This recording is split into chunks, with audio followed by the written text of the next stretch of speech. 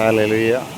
മനോഹരമായ സന്ധ്യാസമയത്ത് വെള്ളമൊക്കെ ഇങ്ങനെ ഒഴുകിക്കൊണ്ടിരിക്കുന്ന ഈ അരുവിയുടെ തീരത്ത് നിന്ന് ദൈവത്തിൻ്റെ ആത്മാവിൽ നിങ്ങളോട് സംസാരിപ്പാനായിട്ട് ഞാൻ ആഗ്രഹിക്കുകയാണ്. ഇന്നത്തെ ഈ സന്ധ്യാസമയത്ത് ദൈവത്തിൻ്റെ ആത്മാവ് നിങ്ങളോട് സംസാരിക്കുന്നത് എന്തെന്ന് ശ്രദ്ധയോടെ ആയിരിക്കുക. ഗലാത്യലേഖനം 3-ാം അധ്യായം അതിൻ്റെ 13-ാമത്തെ വാക്യം ഇങ്ങനെ പറയുന്നു: ക്രിസ്തു നമുക്ക് വേണ്ടിയിട്ട് ശാപമായി തീർന്നു, ന്യായപ്രമാണത്തിൻ്റെ ശാപത്തിൽ നിന്ന് അവൻ നമ്മെ വിലയ്ക്ക് വാങ്ങിയെന്ന്. ഇനി ഒരുത്തനും ഞാൻ ശാപത്തിന് കീഴിലാണെന്ന് പറയാൻ പറ്റാത്ത വിധത്തിൽ അത്ര ഉറപ്പോടെ ദൈവത്തിൻ്റെ ജീവനുള്ള വചനം നമ്മളെ നോക്കി പറയുകയാണ്: ക്രിസ്തു നമുക്ക് വേണ്ടിയിട്ട് ശാപമായി തീർന്നു, ക്രിസ്തു എനിക്ക് വേണ്ടിയിട്ട് ശാപമായി തീർന്നു. ന്യായപ്രമാണത്തിൻ്റെ ശാപത്തിൽ നിന്ന്, വേറെ ഒരുത്തൻ പറയുന്ന സകല കാര്യങ്ങളിൽ നിന്ന്, സകല ശാപത്തിൽ നിന്ന്, സകല പ്രശ്നത്തിൽ നിന്ന്, സകല പ്രയാസത്തിൽ നിന്ന് എൻ്റെ യേശു എന്നെ വിലയ്ക്ക് വാങ്ങി. ഹല്ലേലൂയ. അതുകൊണ്ട് ഇനി ആർക്കും ഞാൻ ശാപത്തിന് കീഴിൽ ആണ് എന്ന് പറയാൻ കഴിയത്തില്ല. വിലയ്ക്ക് വാങ്ങിയവൻ യേശു ആയതുകൊണ്ട്, അവൻ എനിക്ക് വേണ്ടിയിട്ട് വില കൊടുത്തതുകൊണ്ട് ഞാൻ വിലയ്ക്ക് വാങ്ങിയവൻ്റേതാണ്. ഞാൻ ശാപത്തിൻ്റെ ഇരിക്കുന്ന ആളുടെ അല്ല, ഞാൻ പഴയ ആളുടെ കയ്യിലിരിക്കുന്ന പഴയ ആളുടെ അല്ല ഞാൻ. അതുകൊണ്ട് എന്നെ ശാപത്തിൽ അല്ല ഇരുത്തിയിരിക്കുന്നത്, എന്നെ ക്രിസ്തു സ്വർഗത്തിൽ ഇരുത്തിയിരിക്കുന്നു. ഹല്ലേലൂയ. ആമേൻ. എന്നെ ക്രിസ്തു സ്വർഗത്തിൽ ഇരുത്തിയിരിക്കുന്നു. നമ്മെ ഡൗട്ട് അടിപ്പിക്കാനാണ് ശത്രു എപ്പോഴും നോക്കുന്നത്. വിശ്വാസം എൻ്റെ ജീവിതത്തിൽ നിന്ന് പോകാൻ ശത്രു ആഗ്രഹിക്കുന്നു. കാരണം വിശ്വാസം എന്നുള്ളത് ശത്രു വരുമ്പോൾ അവനെ അടിക്കാനുള്ള വടിയാണ്.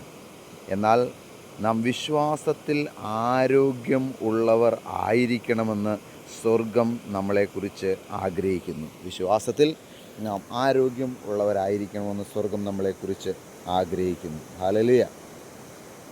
വിശ്വാസത്തിൽ നാം ബലമുള്ളവരായിരിക്കണമെന്ന്. ഫിസിക്കലായിട്ടുള്ള ആരോഗ്യമുണ്ടാക്കണമെങ്കിൽ നാം എന്ത് ചെയ്യണം?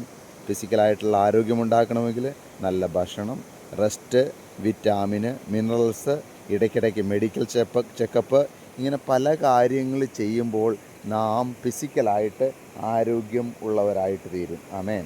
ഫിസിക്കലായിട്ട് ആരോഗ്യമുള്ളവരായി തീരണമെങ്കിൽ ഇങ്ങനെ കാര്യങ്ങളൊക്കെ ചെയ്യണമെന്ന് നമുക്കറിയാം. പക്ഷെങ്കിൽ വിശ്വാസത്തിൽ നാം ആരോഗ്യമുള്ളവരായി തീരണമെന്ന് എങ്ങനെ നമുക്കറിയാൻ പറ്റും?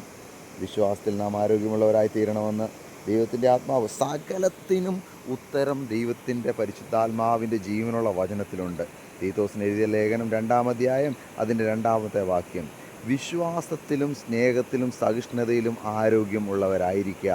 1-ാം അധ്യായം 13-ാമത്തെ വാക്യം ഇത് പറയുന്നു: അതു നിമിത്തം അവർ വിശ്വാസത്തിൽ ആരോഗ്യമുള്ളവരായി തീരേണ്ടതിന്, വിശ്വാസത്തിൽ ആരോഗ്യമുള്ളവരായി തീരേണ്ടതിന് യഹൂദ കഥകളെയും സത്യം വിട്ടകലുന്ന മനുഷ്യരുടെ കൽപ്പനകളെയും ശ്രദ്ധിക്കാതിരിക്കുക. എത്ര നല്ല ക്ലിയറായിട്ടുള്ള കാര്യം പറഞ്ഞിരുന്നത്. സത്യം വിട്ടകലുന്നവരെ ശ്രദ്ധിക്കാതിരിക്കുക, അവരുടെ കൽപ്പനകളെ, അവരുടെ മാനുഷിക കഥകളെ എല്ലാം വിട്ടുകളയുക, ശ്രദ്ധിക്കാതിരിക്കുക, അവയെ കഠിനമായി ശാസിക്കുക. ഇന്ന് ഈ വൈകുന്നേര സമയത്ത് യേശുവിൻ്റെ നാമത്തിൽ ഞാൻ നിങ്ങളെ ഓർപ്പിക്കട്ടെ. കള്ളത്തരം പറയുന്നവരുടെ, സത്യം പറയാത്തവരുടെ, വേണ്ടാത്ത കഥ പറയുന്നവരുടെ, സത്യം വിട്ടകലുന്ന മനുഷ്യ കൽപ്പനകൾ പറയുന്നവരെ, ഇവരെയൊക്കെ ശ്രദ്ധിക്കാതിരിക്കുക. അങ്ങനെയുള്ള സകലവിധമായ വഴികളെയും യേശുവിൻ്റെ നാമത്തിൽ ശാസിക്കുക. ആമേൻ. പലപ്പോഴും നാം തകർന്നു പോകാൻ, നിരാശയിൽ ആഴാൻ ഇതാണ് കാരണം. വിശ്വാസത്തിൽ മടുത്തു പോകും. ആരോഗ്യമുള്ളവരായി തീരുക. എങ്ങനെ വചനത്തെ എൻ്റെ ഉള്ളിലാക്കും? എങ്ങനെ എനിക്ക് ആരോഗ്യമുള്ളവനായി തീരാൻ പറ്റും? ജീവനുള്ള ദൈവത്തിൻ്റെ വചനം എന്നും വിളിച്ചു പറഞ്ഞുകൊണ്ടേയിരിക്കുക. ജീവനുള്ള ദൈവത്തിൻ്റെ വചനം എന്നും വിളിച്ചു പറഞ്ഞുകൊണ്ടേയിരിക്കുക. ആ വചനം എൻ്റേതാണെന്ന് അറിഞ്ഞുകൊണ്ട് പിന്നെയും അതിനെ റിപ്പീറ്റ് ചെയ്യുക. അത് ഒരു തേൻതുള്ളി നമ്മളെടുത്തിട്ട് തുണിയിൽ ഇങ്ങനെ അരിച്ചെടുക്കുമ്പോൾ തുള്ളി തുള്ളി വീഴുന്നത് പോലെ അത് നമ്മുടെ ഹൃദയമാകുന്ന നിലത്ത് വീഴുകയും ആ ജീവനുള്ള വചനം അതിൻ്റെ ക്രിയ തുടങ്ങുകയും ചെയ്യും. ആമേൻ. ജീവനുള്ള വചനം നമ്മുടെ നിലത്ത് വീണ് കഴിഞ്ഞാൽ, നല്ല ഹൃദയമാകുന്ന നിലത്ത് വീണാൽ അത് കിളിർക്കും, അത് ജീവനായിട്ട് പുറത്ത് വരും. ആമേൻ. അത് ജീവനായിട്ട് പുറത്ത് വരും. എത്ര പേർ വിശ്വസിക്കുന്നു ഇന്ന് പകൽക്കാലം? കർത്താവേ, ഞാൻ ജീവനുള്ള ദൈവത്തിൻ്റെ വചനം എന്നും കേൾക്കാനായിട്ട് ആഗ്രഹിക്കുന്നു. ഞാൻ ടി വി സീരിയലും ഇങ്ങനെയുള്ള കെട്ടുകഥകളും ഇങ്ങനത്തെയുള്ള കാര്യങ്ങളൊന്നും കേൾക്കാനല്ല കർത്താവെ ആഗ്രഹിക്കുന്നത്. കാരണം അതെനിക്ക് മനസ്സിലായി അപ്പാ, എൻ്റെ ജീവിതത്തിൽ എന്നെ വിശ്വാസത്തിൽ ഞാൻ ആരോഗ്യമില്ലാത്തവനായി തീരുന്നതിന് അത് കാരണമായി തീരുമെന്ന്. വിശ്വാസത്തിൽ ആരോഗ്യമുള്ളവരായി തീരാൻ വേണ്ടിയിട്ട് കർത്താവെ, ഞാൻ ജീവനുള്ള ദൈവത്തിൻ്റെ വചനം എന്നും കേൾക്കുന്നവനായിരിക്കാൻ, എന്നും അത് വിളിച്ചു പറയുന്നവനായിരിക്കാൻ, എന്നും അതിനെ ഡിക്ലെയർ ചെയ്യുന്നവനായിരിക്കാൻ കർത്താവ് എന്നെ സഹായിക്കണമേ. അങ്ങനെ നാം വിശ്വാസത്തിൽ ആരോഗ്യം ഉള്ളവനായിത്തീരും. ഹല്ലേലൂയ. തിമോത്തിയോസിന് എഴുതിയ ലേഖനം 2-ാം അധ്യായം അതിൻ്റെ 7-ാമത്തെ വാക്യം ഇങ്ങനെ പറയുന്നു: വിരോധി നമ്മെക്കൊണ്ട് ഒരു തിന്മയും പറവാൻ വകയില്ലാതെ ലജ്ഞിക്കേണ്ടതിന് സകലത്തിനും നിന്നെ തന്നെ സൽപ്രവൃത്തികൾക്ക് മാതൃകയായി കാണിക്കാം. ഇന്നൊരു തീരുമാനമെടുക്കുക, ഒരു നല്ല തീരുമാനമെടുക്കുക. പരിശുദ്ധാത്മാവിൽ ആശ്രയിച്ചുകൊണ്ട്. തോറ്റൊക്കെ പോകുന്നുണ്ടോ? പ്രയാസപ്പെടണ്ടെന്നേ. പരിശുദ്ധാത്മാവ് വിളിച്ചവൻ വിശ്വസ്തനായതുകൊണ്ട് അന്ത്യത്തോളം കൊണ്ടെത്തിക്കാൻ അവൻ ശക്തനാണ്. കുഞ്ഞുങ്ങളെങ്ങനെയാണ് നടക്കാൻ തുടങ്ങുന്നത്? വീണും എണീറ്റും.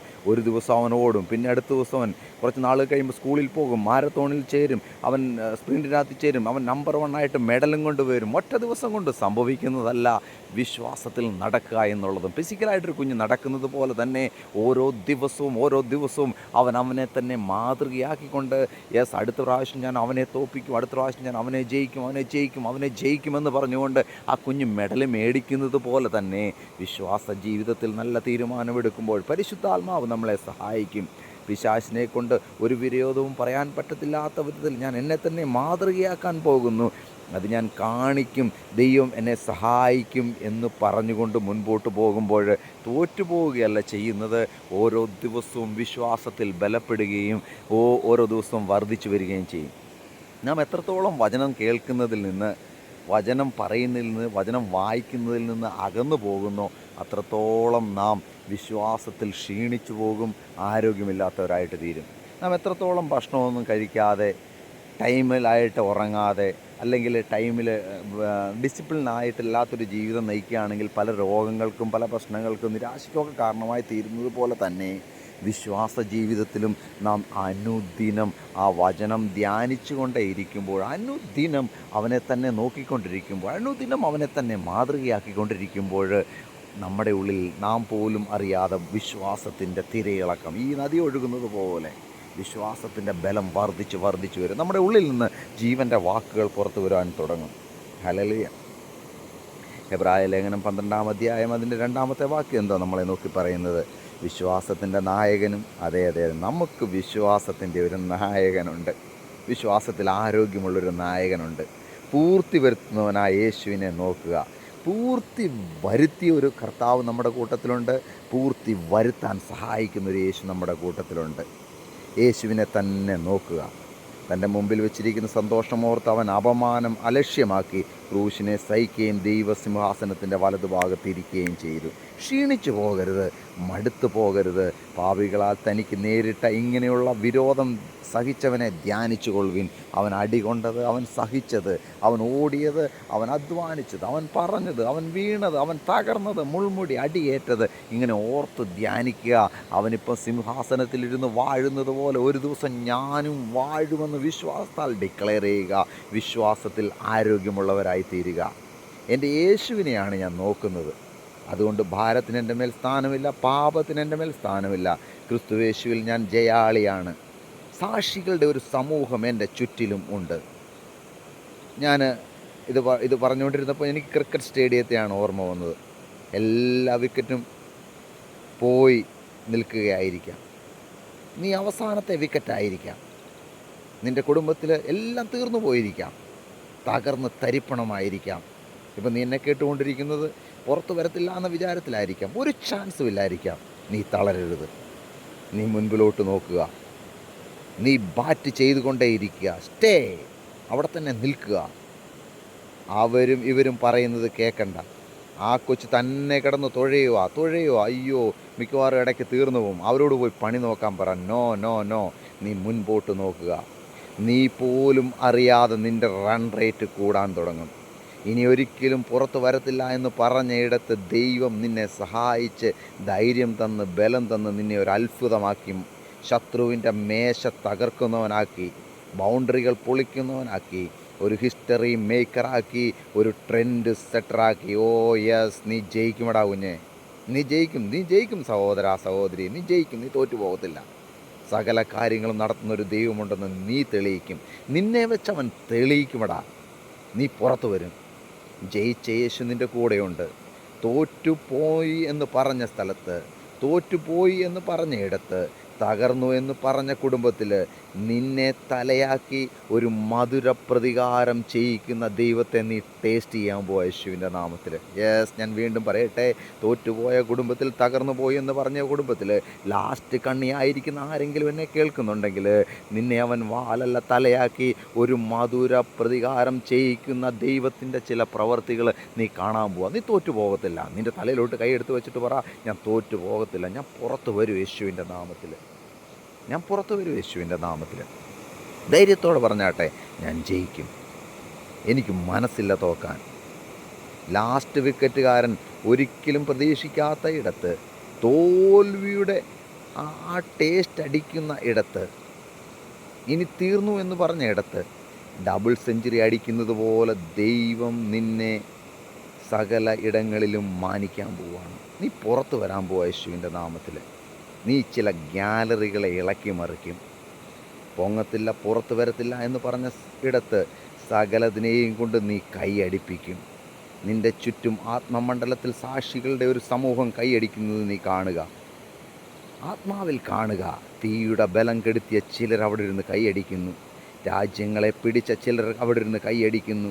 എരിഹോവിനെ വീഴ്ത്തിയ ചിലർ, ചെങ്കടലിനെ തകർത്ത ചിലർ, ചില വീരന്മാർ ആത്മമണ്ഡലത്തിൽ നിനക്ക് വേണ്ടിയിട്ട് കൈയടിക്കുന്നു.